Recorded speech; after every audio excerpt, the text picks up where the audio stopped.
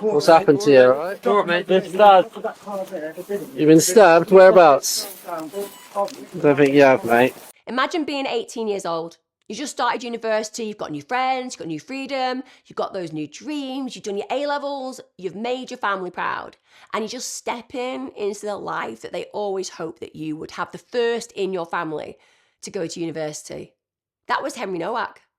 He was a Polish-British boy raised in Chafford Hundred in Essex. He was the eldest of 4 children, and his family described him as this kind and intelligent and talented young man. In fact, everyone does.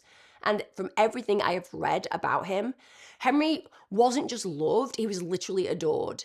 In September 2025, he went to the University of Southampton to study accountancy and finance. He also worked part-time at Morrison's, he joined football clubs, he made loads of friends, and he literally threw himself into university life. He played for the University of Southampton Football Club and also for Villarreal CF, that's the maths department team.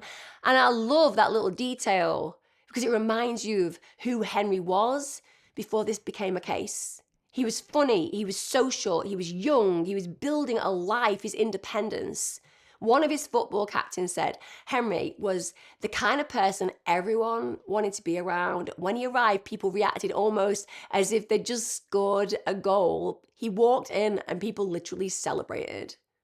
What a beautiful legacy for an 18-year-old boy. On Wednesday, December the 3rd, 2025, Henry went out with his football teammates. It was the last society night out of the autumn semester.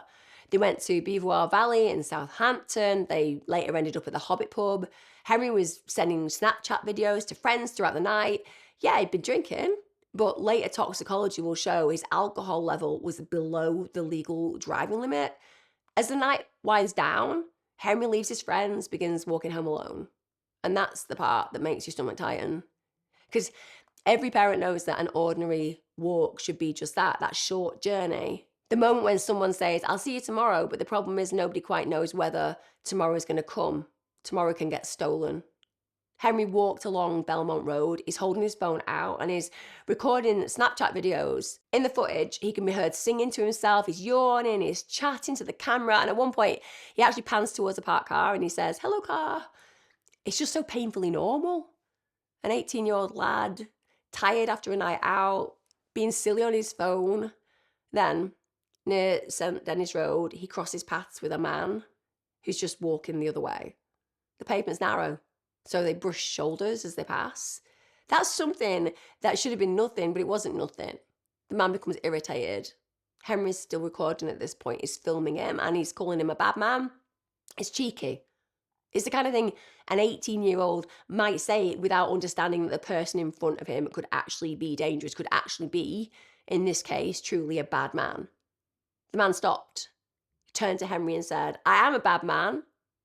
Then he lunged for Henry's phone. The recording cut out. From that moment, what had been a completely normal walk home became a catastrophic encounter. Henry seems to have thought his phone was being stolen, so he tries to get it back, as you would. But then the man produces a large blade. Henry's unarmed. He's stabbed and he's cut multiple times in rapid succession. His winter clothes are literally sliced through. He suffered wounds to his abdomen, his jaw, his groin, his legs, as he's just trying to protect himself and escape. One wound was utterly devastating. The blade entered his upper chest between his ribs and it severed a major vein behind his collarbone. Henry began internally bleeding at a catastrophic rate, but he still tried to survive. That really matters. He ran. He was injured. He was bleeding heavily. He was terrified. He ran down Belmont Road. He climbed onto a wheelie bin and he pulled himself over a garden fence, leaving literally a blood trail behind him. But the man followed. Henry collapsed in a garden. Neighbours heard him pleading, I've been stabbed, I'm dying. And instead of immediately calling for an ambulance, the man just stands over Henry, bleeding to death, and films him. Henry's lying there, struggling to breathe, and he's being recorded. When Henry said he was dying, the reply was reportedly, you're not dying, bro. That line's almost unbearable on reflection because Henry wasn't a threat in that moment. He was genuinely a dying boy in a garden. He's also a son. He's a brother. He's a student who's just began his adult life. But what happened next is the part of this case that horrified so many people, because the man didn't call 999 for an ambulance. He called his family. His family lived nearby.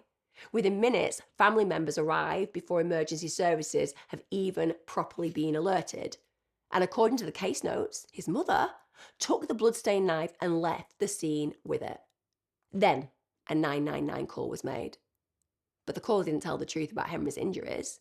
Instead, Henry was presented as the aggressor. The police were told he had assaulted the man. They were told there was no weapon involved. They were not told Henry had been stabbed. So when officers arrived at around 12:30 a.m., they were literally walking into a lie they chose to believe. The man presents himself as a victim of a racist attack. He said Henry was drunk and aggressive.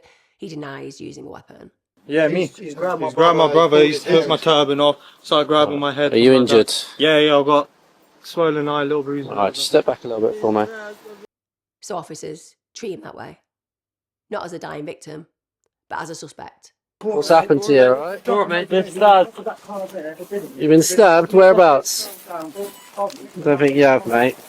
Henry's on the ground, weak, bleeding internally, struggling for breath. And he's told he's under arrest. Then he's handcuffed. He tells them, I've been stabbed. He said, I can't breathe. And one officer said, don't think you have, mate. Henry pleaded, please, brother, I can't breathe. And they did nothing. Within minutes, his body goes limp. Only then do they realise he's injured. Only then do they start CPR. Only then an ambulance is called. And the reality is, Henry can't be saved. He's pronounced dead at the scene at 12:37 a.m. Isn't that horrific? A young man with everything to live for. A young man whose life was stolen. A young man who was literally considered the suspect as opposed to the victim.